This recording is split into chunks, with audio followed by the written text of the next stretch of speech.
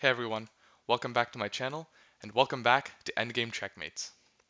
In the previous episode, we looked at how you checkmate with a king and a queen, but in this episode we're going to be using a rook instead of a queen. So a lot of beginners don't know how to do this, and it costs them a lot of games. I get a draw where they should have gotten a win. So let's check it out.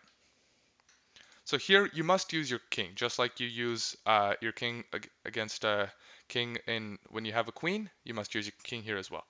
And the same idea applies here. You're trying to box the opponent's king into a smaller area.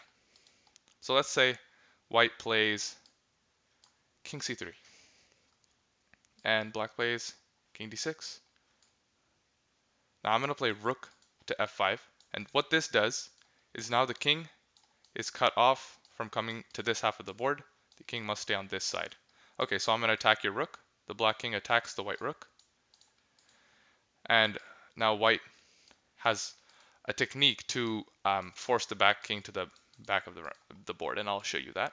So if black king tries to come here to attack the rook again, we play king c4, and now if black plays king c6, now there's rook a6.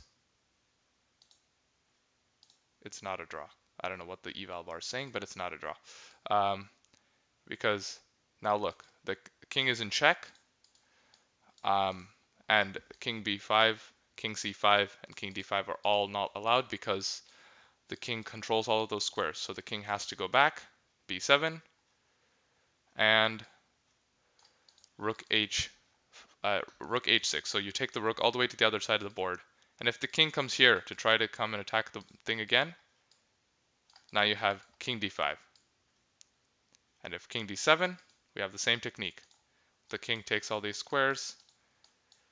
I don't know how to turn off this eval bar, but it's just lying to you guys. This is not a draw. Unless you blunder your rook, this is not a draw. So that is just lying to you. Um, and this is how you force the king to the edge of the board. Here, if you play this move, when the king was over here, if you play king e6, it's going to be a little harder because you're going to have this, and you're going to have this, and you're going to have to move your rook back, and then the king will go here, you will go here, and it will be checkmate. Yeah, I don't know what the computer is doing. The computer thinks this is a draw, but it's actually checkmate as the black king is in check and has no escape squares. All right, so that is how you checkmate with a king and a rook versus a king.